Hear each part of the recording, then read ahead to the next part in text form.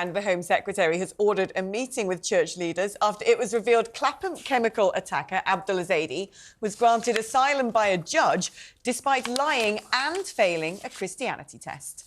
Files published yesterday show Ezedi was allowed to stay in the UK after he claimed he had converted to Christianity, and a now retired minister from Grange Road Baptist Church supported his application. The Home Office had rejected Ezedi's claims for asylum based on his conversion, saying he'd used religion for his own ends. But an appeal court judge overturned this ruling in 2020. The documents also revealed the church knew about Ezedi's sexual assault conviction and had even restricted his attendance to services and ensured he was always accompanied by 2 male members. With us now is former Scotland Yard and Met Police Detective Peter Blexley.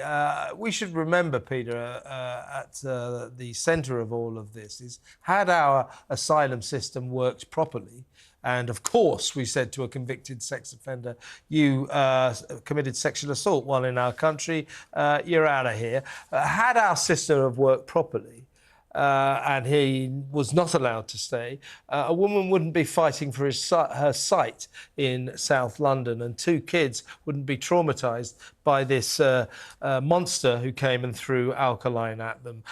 We allowed this guy to stay because our migrant system, our asylum system, frankly, is in the toilet. And that poor woman will be scarred for life.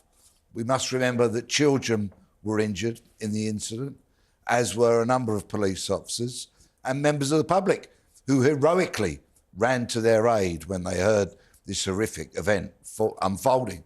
But it's a great privilege to be able to sit here and to speak on behalf of Brett and Janet and Christine and so many other people, viewers and listeners, who messaged in the first hour of your show and almost entirely nailed it. Because, of course, a government's sole or major responsibility, I should say, is to protect its citizens.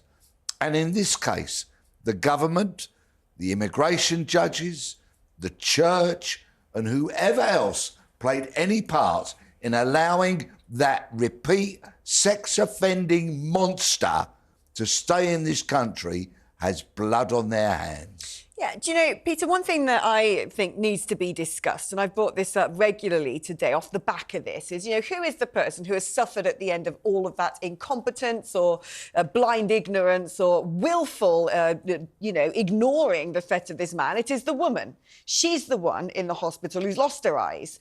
And when you look at crime statistics from other countries, which I do, because we've covered them all up here, we don't publish this stuff anymore, but when you look at crime statistics from Western European countries, there is a direct connection between people who have come into the country in recent years and an uptick in certain crimes, in particular sexual offences. Now, I don't know what your experience is in this department as a police officer, why these statistics aren't being published and whether or not that is the case here in Britain. But I think it's high time, given what's happened to the victim of Abdul Ezedi, that we do start talking about this. There are so many people who are employed in what I regard as kind of non-job jobs, who are part of the blob, who don't want to confront the uncomfortable truths about crime, about immigration and about other things that are so wrong in this country.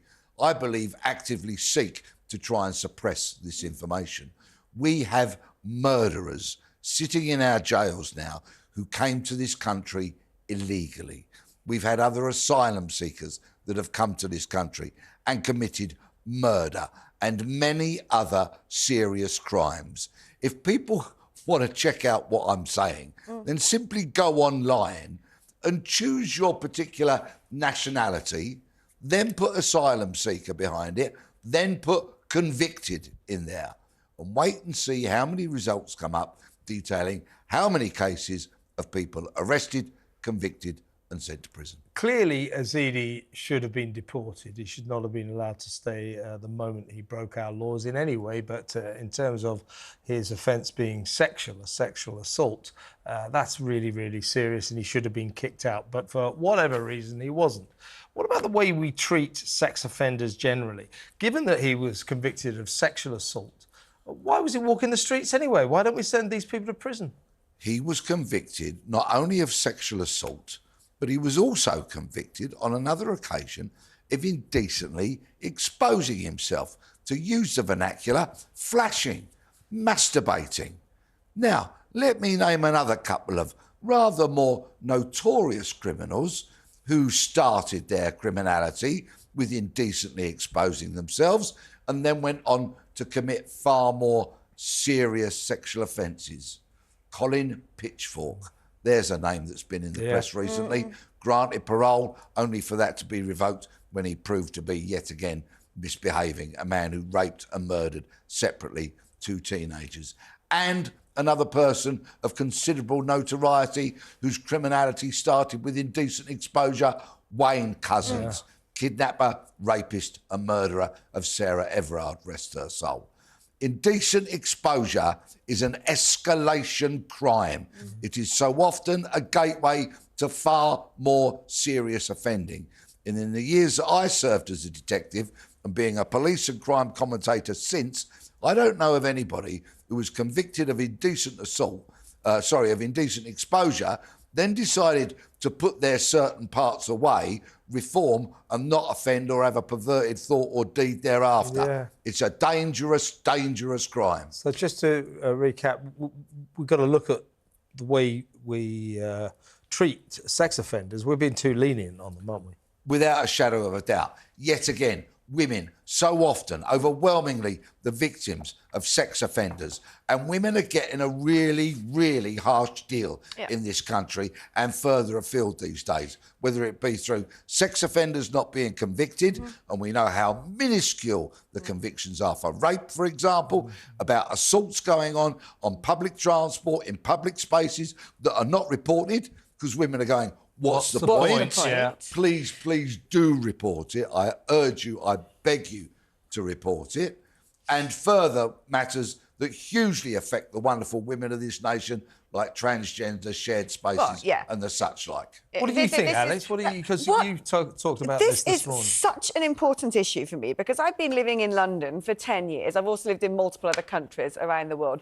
Never before have I felt as unsafe as I do now. When I walk down the street, I'm increasingly being leered at. I'm increasingly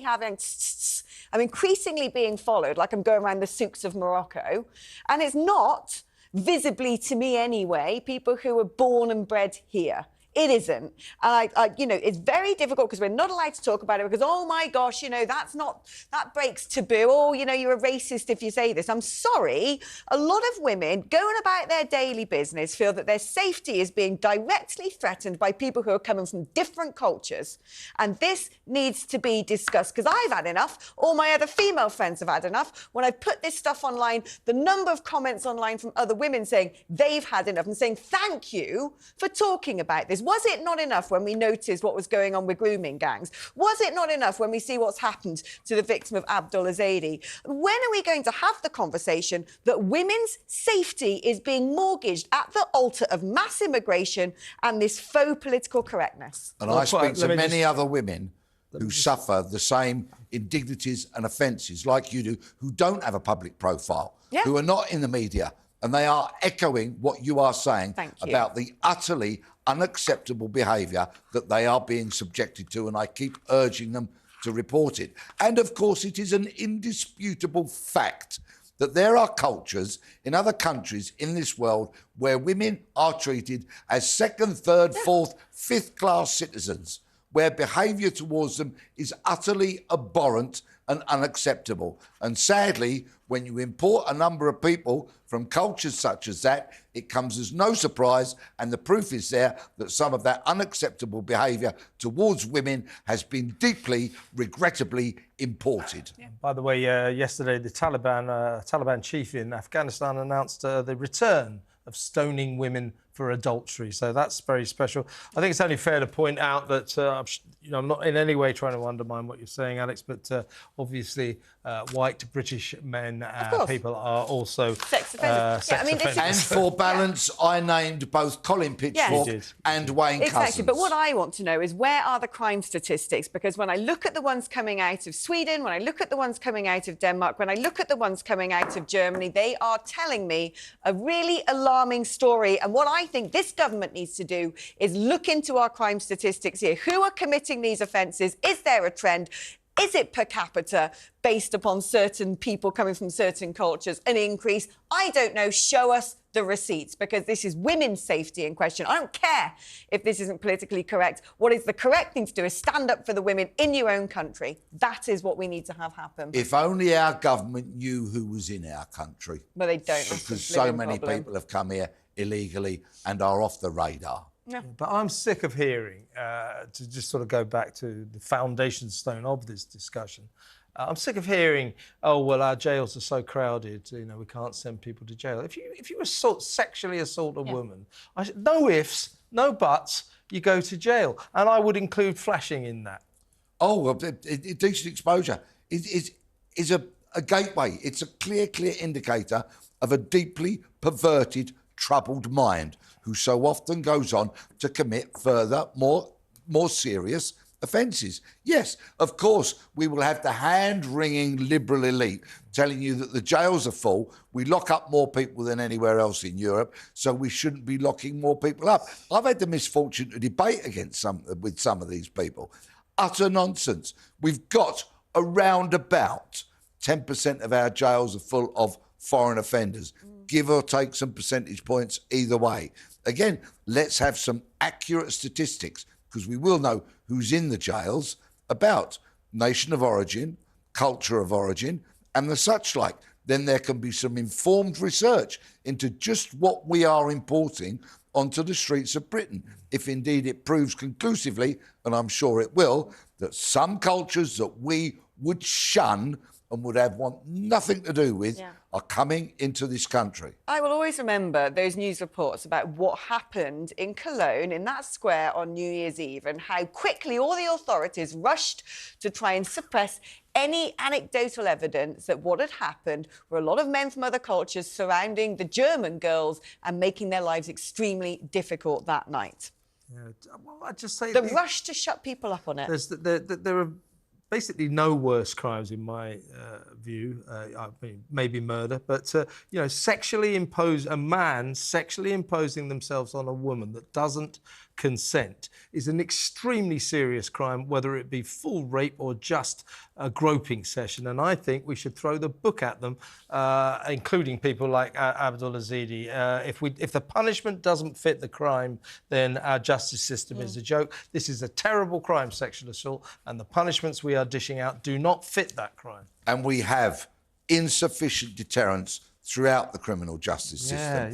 The government recognised that we needed more prison spaces when they announced a prison building plan in 2020. Some of those may come online next year or the year after.